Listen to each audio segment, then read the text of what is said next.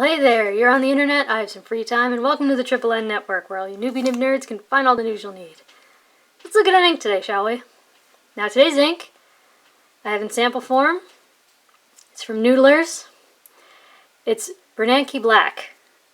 Now, the two Bernanke inks are black and blue, and they are Noodler's quote-unquote quick-drying inks.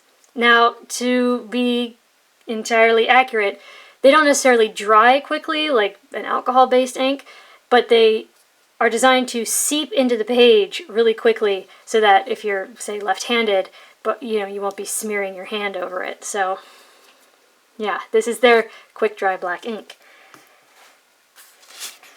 That's what it looks like on my little swatchy paper. Now, the pen that I used was this Knox Plato with a medium nib. However, this nib, it's a little wet, so yeah, to be continued. Let's check out the chromatography. Now here's how you're supposed to do chromatography. You can most certainly see where the initial drop was put, and actually part of this kind of reminded me of something that I've seen in Mont Blanc's Mystery Black, where there's almost like I can't explain it, there's almost like a gold to it, and there's almost like a purpley hint to it. I don't know, but yeah, you can see the drop, you can see where it went up, and then there's this, it's not going to show up on camera, but it's like this hazy just hint of yellow right up at the top. Now, here's what happened when I let it dry, which is not how you're supposed to do it, but the dot is much darker. It actually started to like seep down, which is weird, and you lose that hint of gold. So, yeah. And then a while ago, I did this thing where I compared 9 different Noodler's blacks, because Noodler has so many different black inks. Now, here's Bernanke Black down at the bottom. You can see that, it's actually kind of light here and all that. Here's Zhivago, which is actually has green and sheening. That's cool. Here's Borealis Black, which of course is meant to mimic Aurora Black and is supposed to be wet flowing, very dense. Noodler's Dark Matter, no comment. Noodler's Black Eel, which because it's an eel takes longer to dry, so that's why you see shading where generally you wouldn't see shading in writing. Noodler's X Feather, which is very, very dark and very thick. And Noodler's Heart of Darkness, my go-to black ink, my beloved black ink. I love this black ink. It is my black ink. And also Noodler's Texas Dromgool's Black Bat, which is very thick. It's thick. Also, mine was really wet. I was told that it was going to write like sand in your nib, like totally dry. Mine was wet.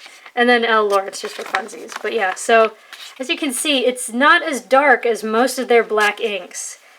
But, yeah, moving on. Brace yourselves. Paper test. Clairefontaine, 90 grams per square meter. I'm going to try and hold this real still so you can get a look. Yeah. I like my blacks to be really dark, and I like them to not shade, which granted this one doesn't really shade, it doesn't have shading, but it looks weak.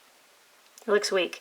Now this is a wet flowing medium, so the fact that it took 6 seconds to dry on such dense paper, I guess that's okay. I'm not familiar with a lot of quick dry inks, but I don't know. Yeah, it's definitely a black ink. It is not as dark as I like my black inks, but again, it doesn't dry quickly necessarily. It seeps into the paper very quickly, and we've gotten a very bright light coming in this direction, so the fact that I'm sure you can see that tells you that we had near bleed through on 90-gram paper. That's insane. And then, like, it actually came through, and this came through before the water test. These dots came through before the water test. Yeah, I don't know what to make of this. There's even some feathering in a few places.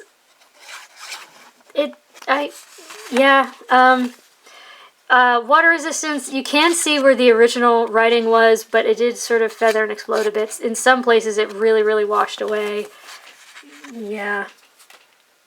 Oh, I forgot to do the thingy. Anyways, here's Rhodia, 80 grams per square meter, where actually it did a little bit better. It might be because, even though this isn't as dense, it actually has a ceramic sort of coating on it in the pressing process. Again, it took 6 seconds to dry, but this is a kind of wet medium nib. And again, it's not quite as dark as I prefer my black inks. That does not make it a bad black ink. You almost get some shading, like if you look at the top of the C. I mean, it's kind of odd.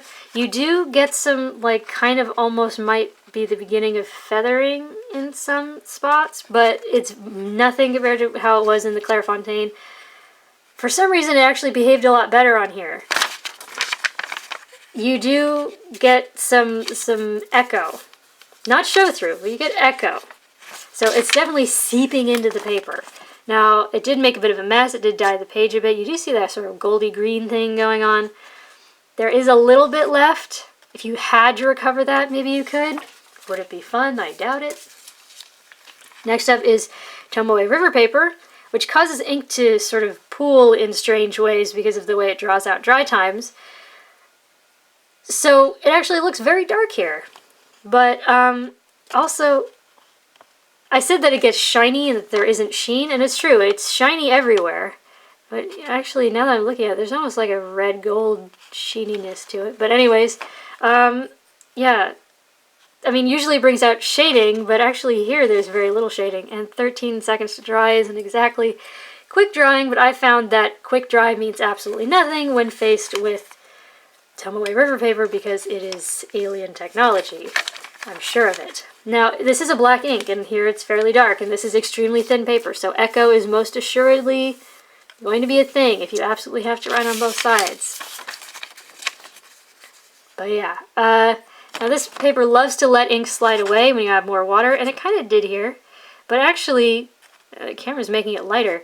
What's there is actually quite clear and quite readable. And of course, no bleed, no feather, no spread, because Tomoe River don't play that. So, here's where we're going to have some problems. This is the world's worst 20-pound copier paper. This is an aggressive ink because it wants to seep into the paper. I don't know if you'll be able to see, but there is most definitely spread. The line width definitely got broader. Here it doesn't look as light as I would have expected it to, considering that it looked kind of light on the other papers. It took 2 seconds to dry. I imagine that this is the type of paper that this type of ink would be used on. However, I'm also fairly certain that they'd use a smaller nib and probably want a bit drier writing, but still, you definitely get like a woolly texture, and you most definitely get feathering. So you get spread, you get feathering, and you get bleed. I mean, look at that. I mean, again, the light's coming in this direction, and you can practically read that. That's when it seeps into the page, it really seeps into the page. So, yeah. But because it seeps into the page, it's hard to wash out. I mean, look at how dark that is. Very little has changed. That's impressive. And shockingly, it didn't feather and explode the way it often does. Crazy. Now, next up is Mead Notebook Paper, which is actually even thinner. It's not as dense as 20-pound copier paper. But again, it doesn't look as light as I thought it was going to on the more absorbent papers.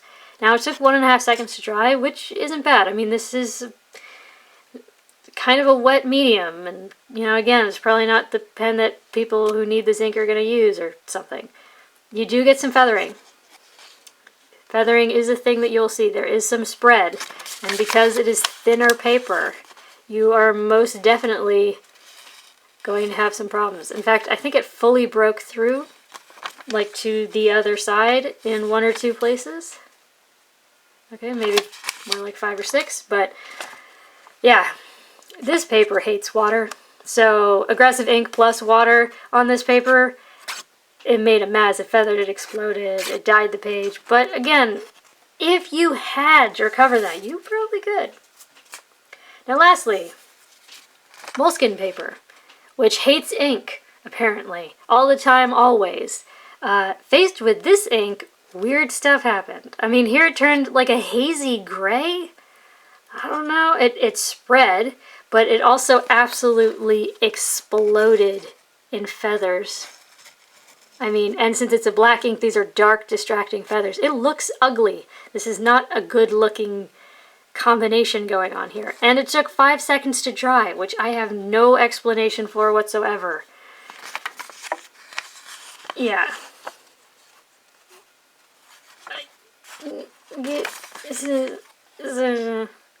Yeah.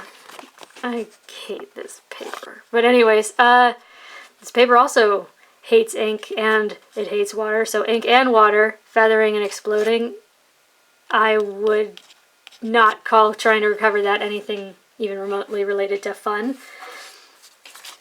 Yeah, so there you go. There's Noodler's Bernanke Black. It's their quick drying black ink. If you are a type of person who needs this ink for reasons, it's perfectly good ink. However, since I don't need this ink, I have other options and preferences. Perfectly good ink. It is aggressive, but that it kind of has to be to have that quality. So yeah, you know what? As I said, this isn't something that I need. If it is something that you need, seriously, I want to hear about it. Leave me a message down below. What are your experiences? Inform us who don't know. Oh, also this. So I thought I'd test it to see what it could handle.